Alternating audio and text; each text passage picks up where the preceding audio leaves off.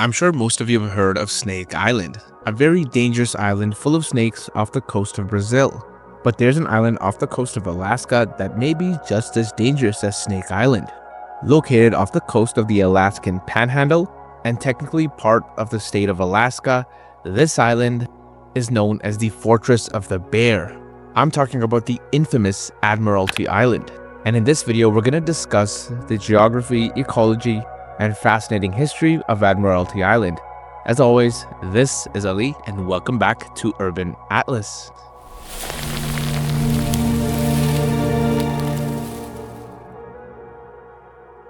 Now, like I previously mentioned, Admiralty Island is located in the Alaskan Panhandle, located just to the west of the city of Juneau.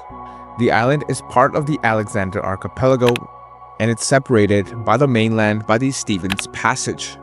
Now, the island is significant in its size. It's actually the 7th largest island in the entire United States. It's approximately 145 kilometers or 90 miles long and 56 kilometers or 35 miles wide. It has an area of 4,261 kilometers squared. Now, the island is extremely rugged and mountainous and is an odd shape. It's almost split into two separate islands, and both of these islands are connected in the middle by a 1 mile long stretch of land.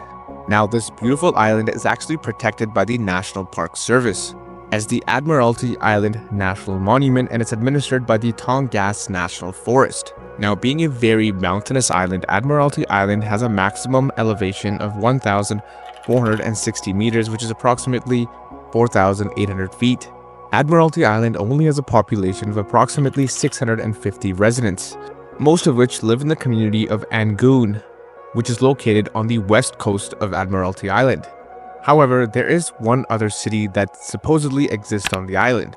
You see, an unpopulated section of the city of Juneau, which is located on the mainland, comprises a significant portion of the island's northern end. Now, the vast majority of people that live in the only community on the island of Angoon are the indigenous Tlingit people, which are the indigenous peoples of the Pacific Northwest coast of North America, both Canada and Alaska. Now, you're probably wondering why in the beginning of the video I mentioned that this might be a very dangerous island. And the reason for that is simple.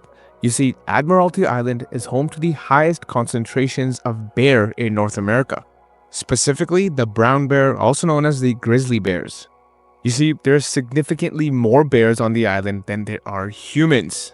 Population estimates claim that there are over 1,000 bears on the island. That's approximately 1 bear per square mile. In fact, there are some estimates that claim that the island has more than 1,600 brown bears, which would actually mean that the island has more brown bears than the entire lower 48 states.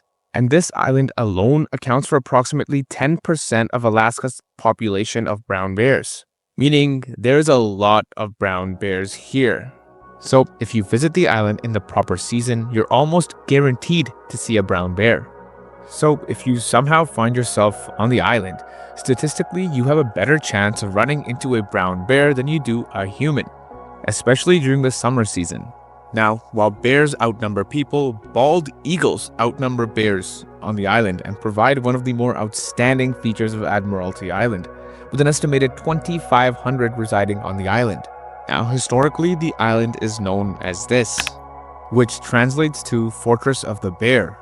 Now, the island was first spotted by Europeans back in 1791. By British naval officer George Vancouver, Admiralty Island became a national monument in 1978 by then President Jimmy Carter, meaning the vast majority of the island is protected from any sort of development. And in 1986, the island was named a biosphere reserve along with the rest of Glacial Bay National Park in Alaska. There are some sections of the island that have been used for logging and timber harvesting, and that's because the ecology of the island includes dense green spruce and hemlock forests, which are very attractive for timber harvesting. Now, the geology of the island is quite unique and interesting. The northern portion of the island includes its highest peaks. The center of the island breaks the continuity of the mountains in the north and south and includes a vast mid-island lowland area, which has a myriad of lakes and streams running across the island from west to east. And this is also where the island reaches its greatest width. In the south of the island, we have even more mountains, as well as many bays, both on the west and the eastern side, giving the island its well-known rugged appearance. Now, despite the island having one of the highest concentration of brown bear anywhere in the world, or maybe even because of it, this island has recently become an outdoor recreation hotspot, becoming a popular destination for backcountry canoeing and kayaking. Now, one of the most popular spots on the island is the Pack Creek Bear Viewing Area. Now, this is a great location where you can view the bears in their natural habitat, and it's only a 30-minute floatplane ride from the city of Juneau. But it's important to realize that the Pack Creek Bear Viewing Area is a wilderness area. This means there's no facilities on site, no bathrooms, no shelters, and no cell phone service. And sometimes flights to and from the Pack Creek Bear Viewing Area are cancelled due to high winds and poor visibilities, meaning there's always a chance that you might get stuck on the island. However, the good news is that no bears or people have been harmed at the Pack Creek Bear Viewing Area since the area has been actively managed. And even better news is that a permit is required to visit Pack Creek between April 1st and September 30th, and visitors are limited only 24 people per day. Now, something interesting about the island is located in the southernmost portion of the island. This area is known as the Murder Cove. Now, this area was named Murder Cove after two gold prospectors were murdered in the area in 1869 as revenge of killing two Tlingit tribesmen. And in retaliation of those murders, the US Navy actually destroyed 3 villages and 2 wooden forts in nearby Cake, Alaska. And the destruction of these 2 Tlingit villages is known as the Cake War. Eventually, in the early 1900s, this area became home to the Thai Company, which set up a whaling station in the area. The company wanted to take advantage of the unexploited waters of Southeast Alaska. However, the whaling operations only lasted between 1907 to 1913 due to declining whale populations in the area.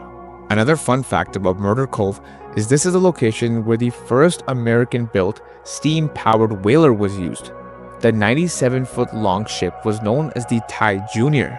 So let me know in the comments below if you've had the opportunity to visit Admiralty Island. I'd love to hear your experiences. And as always, if you like content like this, don't forget to subscribe to my channel. It only takes a second of your time, but it makes a big difference to me. And if you like this video, leave a comment below what you'd like to see next. And as always, I'll catch you guys in the next one. Peace.